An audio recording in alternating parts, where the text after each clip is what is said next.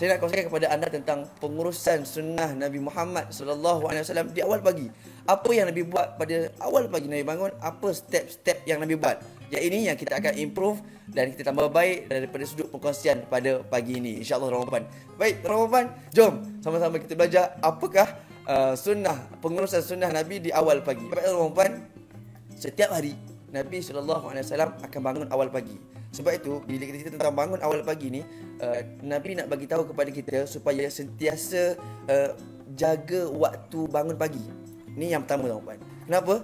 Kerana inilah adalah amalan orang-orang mukmin, tuan-tuan. Sebab melalui kita jaga waktu awal pagi ini, atau waktu untuk bangun awal pagi ini, kita akan dapat satu kekuatan yang luar biasa yang dianugerahkan oleh Allah Subhanahu Wa Taala. Kerana ada satu peristiwa ketika Nabi Adam alaihissalam dikeluarkan dari syurga, berada di bumi dalam keadaan yang gelap gelita. Satu hari tu Nabi Adam tunggu sampai terbit fajar. Lalu apa yang berlaku? Nabi Adam dalam keadaan kegelapan itu, Nabi Adam takut. Lalu bila terbit fajar ni, Nabi Adam terus menunaikan solat 2 rakaat. Tanda apa? Yang pertama, tanda Nabi baginda itu bersyukur pada Allah Subhanahu Wa Taala. Yang kedua, dia rasa ada pertolongan daripada Allah Subhanahu Wa Taala. Yang kedua adalah menceritakan tentang satu hadis Nabi SAW, hadis riwayat Muslim. Nabi kata apa? Fajalasa yamsahu. Lepas bangun daripada tidur, Nabi akan duduk dulu. Duduk. Daripada tidur, Nabi akan duduk. Ini adalah sunnah Nabi Muhammad sallallahu alaihi wasallam. Kini lepas kita bangun daripada tidur tu, terkejut je. Apa yang perlu kita buat first thing first adalah duduk. Jangan berlari terus tuan-tuan. Itu masalah tuan-tuan. Bangun terus berlari, masya-Allah tabarakallah. Sunnah yang pertama ini, lepas kita bangun, fajalasa yamsahu. Maknanya lepas kamu bangun daripada tidur itu, kita duduk. Nabi duduk, tenangkan diri, tarik nafas, lepaskan, tarik nafas, lepaskan, dalam keadaan tenang. Itu benda yang pertama Nabi buat. Lepas duduk buat apa? Fajalasa yamsahul nauma an wajihi biyadi. Apa yang Nabi buat adalah bila Nabi dah duduk tu, kemudian Nabi usap ataupun Nabi sapu bahagian muka ni, tempat yang ada bekasan tidur. Jadi saya tanya tuan-tuan, bekasan tidur tu dekat mana? Kalau kita mengantuk, kawasan mana yang kita rasa macam mengantuk sangat tuan-tuan? Hidung ke tuan-tuan? Ke mulut ke? Telinga ke? Rambut ke yang mengantuk tuan-tuan? Tak, mata tuan-tuan. Apa yang dimaksud dalam hadis ini adalah Rasulullah SAW lepas Nabi dibangun, apa yang Nabi buat adalah Nabi yamsahu an-nauma an wajihi. Nabi sapu muka ini dengan tangan. Dalam hadis ini menceritakan tentang kita kena buat apa lepas kita bangun. Kita usap mata kita. Usap jadi tuan-tuan. Usap buat tarik mata apa semua kan. Kalau ada tengok buat tarik mata. Ini antara sunnah Nabi SAW tuan-tuan. Kemudian sunnah yang ketiga, apa yang Nabi lakukan ialah Nabi membaca doa selepas bangun daripada tidur. Ini mungkin kita dah tahu kan, tapi kita nak biar kita sistemkan benda ni mulai pada pagi ni.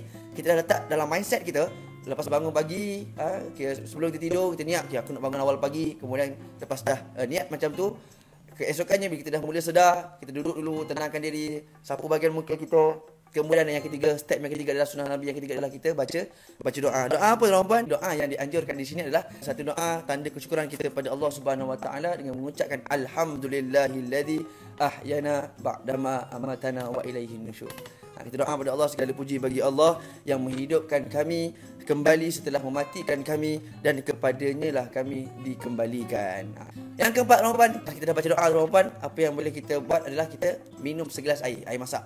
Sebab bila kita minum air ni, dia dapat meningkatkan tahap metabolisme badan kita dan menyebabkan kita menjadi lebih peka dan sedar dalam kehidupan seharian kita. Dan ada kajian di Jepun menyatakan bila kita minum air di waktu pagi ni, lepas kita bangun daripada tidur ni, dapat merawat beberapa penyakit tuan-tuan. Antara penyakit yang disebut dalam kajian tersebut adalah yang pertama, sakit kepala, sakit badan, masalah lemak berlebihan tuan-tuan.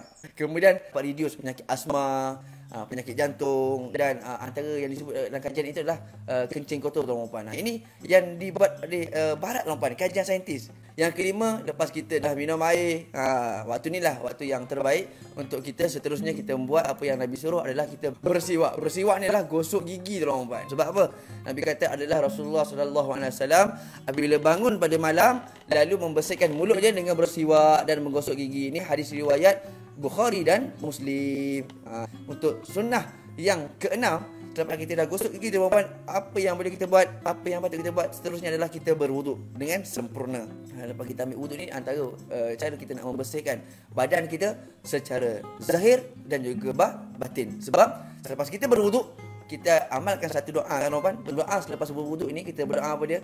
Allahumma ja'alni minat tawwabin wa ja'alni minal mutatahhirin wa ja'alni min ibadikas salihin. Apa maksud doa itu? Ya Allah, tuan-tuan dan puan, ya Allah, Allahumma ja'alni minat tawwabin, ampunkanlah dosa-dosa aku. Kemudian apa dia? Wa ja'alni minal mutatahhirin, jadilah aku dalam golongan yang pembersih. Kemudian akhir sekali, wa ja'alni min ibadikas salihin, jadikan aku dalam kalangan orang-orang soleh. Itulah benda yang kita kena faham tuan-tuan. Bila kita buat satu perkara dengan ilmu, barulah perkara tu akan mendatangkan manfaat kepada kita. Sebab apa? Kita buat sesuatu dengan ilmu. Macam kita tengok situasi kita hari ni, COVID-19 ini, kenapa disarankan kita untuk sentiasa bersih, sedangkan doa selepas wuduk tu dah mengajar pada kita untuk minta ampun dengan Allah, kemudian minta pada Allah supaya jadikan kita golongan pembersih. Wa ja'alni minal mutatahhirin, dan akhir sekali wa ja'alni min ibadikas salihin, jadi orang-orang yang soleh. Rupa-rupanya Allah nak ajar kita balik, didik kita balik dalam situasi sekarang ni adalah kita jadi golongan yang pembersih. Teman-teman, itu mesej yang kita dapat daripada situasi pada hari ini. Untuk kita apa? Kita amalkan dalam kehidupan seharian kita, teman-teman. Baik teman-teman, kita teruskan lagi pada tip yang terakhir. Lepas kita dah berwuduk, nak buat apa lepas wuduk, teman-teman?